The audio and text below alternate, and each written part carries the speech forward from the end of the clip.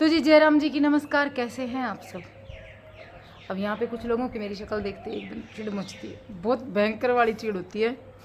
तो कोई बात नहीं, कोई फ़र्क नहीं पड़ता। मैं क्या कह रही थी आप लोगों से कि 2-3 दिन पहले मैंने एक वीडियो डाला था। मैंने बताया था, उस वीडियो में मैंने शेयर किया था आप लोगों के साथ में कि कुछ ऐसी चीज़ें होती हैं जो कि मिल बांट कर खाई जाती हैं, जैसे कि यूट्यूब के डॉलर जो मिल बांट के खाए जाते हैं।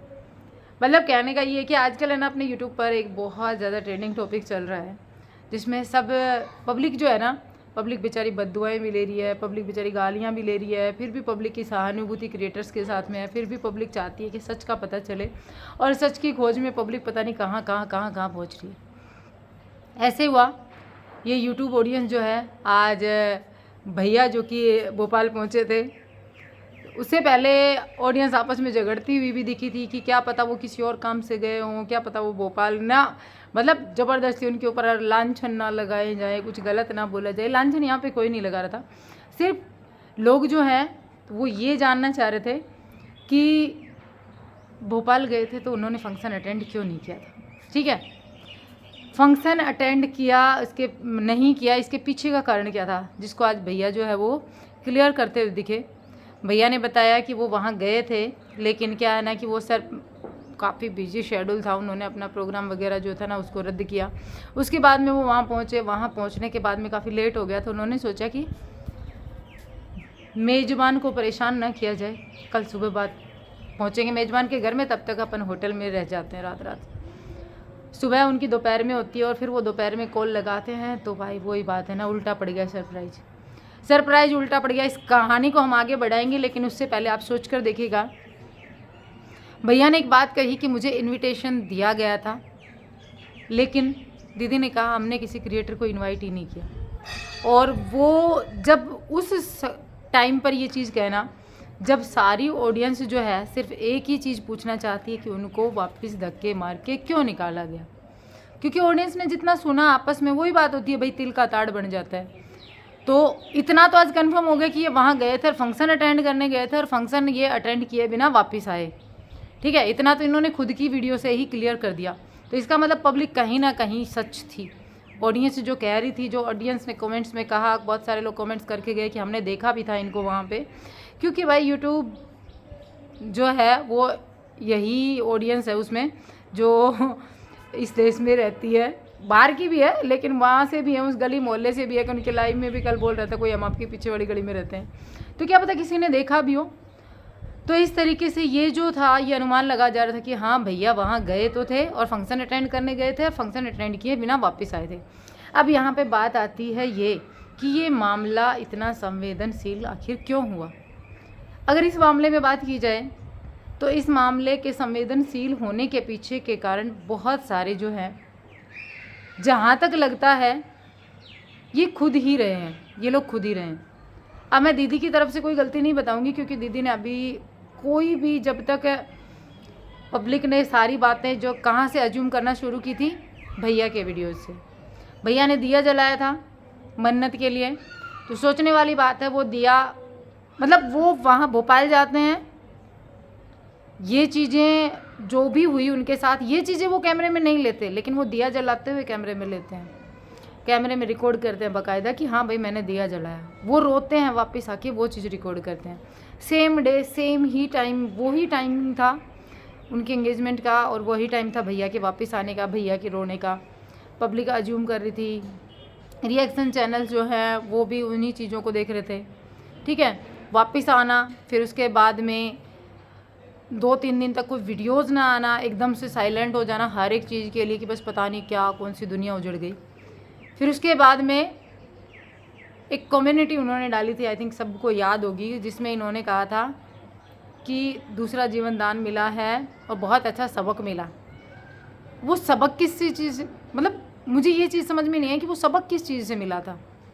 ठीक है, ऑडियंस ने भी शायद वही चीज़ सोची होगी। फिर बाद में उस कम्युनिटी को उन्होंने एडिट किया, फिर उसको रिपोस्ट किया, फिर मामला धीरे धीरे वो हो जाता ना, स्क्रिप्ट तैयार होनी शुरू हुई कि किस तरीके से इस चीज़ को हैंडल किया जाए।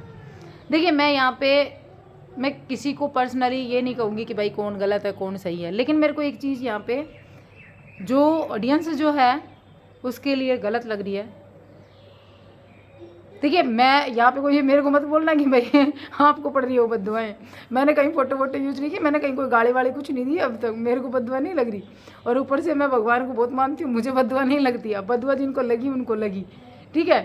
अब कितनी बद्दुआएं दी गई कि किसी का तुम्हारे कभी सब गोद ना भरे, तुम्हारे पति ना रहे, तुम्हें ये ना रहे, वो ना रहे।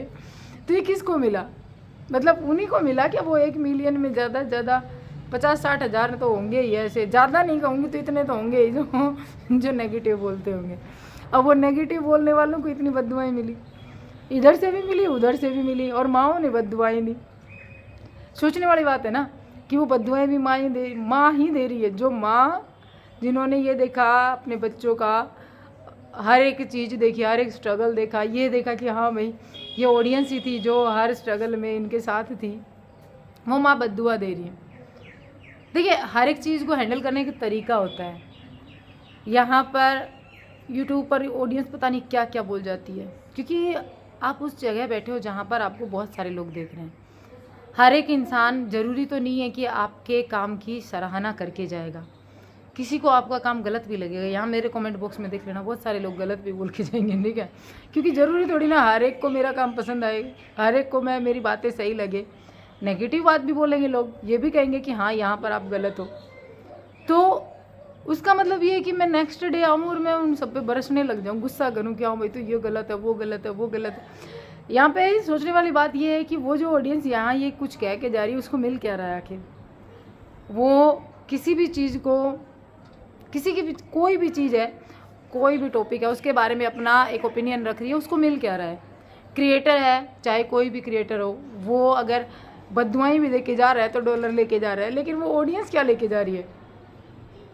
चलो कोई बात नहीं, अब ये ऑडियंस खुद समझदार है, समझ जाएगी। बाकी मैं एक चीज़ ज़रूर यहाँ पे आप ऑडियंस से ही पूछना चाहूँगी कि क्या आप लोगों को लगता है कि ये मामला जिस तरीके से, मतलब पब्लिक एज्यूम कर रही थी, पब्लिक ही कह रही थी, जो रिएक्शन चैनल वाले हैं उन्होंने भी कमेंट बॉक्स जो था, इन्हीं लोगों का कमेंट बॉक्स जिनको ऑफ भी किया गया, कमेंट बॉक्स को ऑफ भी किया गया, जिसको पहले के वीडियोज़ में भी किया गया, आज की लाइव का भी किया गया, तो वो कमेंट बॉक्स था, उसी से अपना कॉन्टेक्ट रिएक्शन चैनल वालों ने उठाया था। अब रिएक्शन चैनल वाले वहीं से कंटेंट उठा रहे हैं, तो मतलब पब्लिक बोल रही है। अब पब्लिक ने जो कुछ बोला वो रिएक्शन चैनल पर देखने को मिला। पब्लिक ने जो कंडीशन आज दिखाई गई, सेम चीज़ें पब्लिक ने बोली थी। अब यहाँ पर यहाँ तक की कहानी तो आ चुकी है, जहाँ पे एक चीज़ और कही जाती है, हर एक चीज़। कल मैंने किसी क्रिएटर का वीडियो देखा, उन्होंने कहा कि हम दुख में साथ खड़े होते हैं लेकिन दुख हम दिखाते नहीं हैं, ठीक है, हम दुख का शूट नहीं करते। अब मुझे एक बात समझ में नहीं आती, कोई बीमार होता है तब ज़्यादा दुख होता है, किसी की डेथ हो जाती है तब ज़्यादा दुख होता है। मतलब ये लोग डेड बॉडी जो होती हैं, या किसी की डेथ हो गई है, या घर में ऐसा कोई शोकाकुल माहौल है, शोक वाला माहौल है, उसमें ये लोग कैमरा उठाते हैं, बाकायदा बहुत अच्छे बड़े बड़े वीडियोज़ आते हैं इनके रोज़, और कई रील निकलती हैं, कई वीडियोज़ बनते हैं। उस टाइम पे ये शौक में नहीं थे क्या?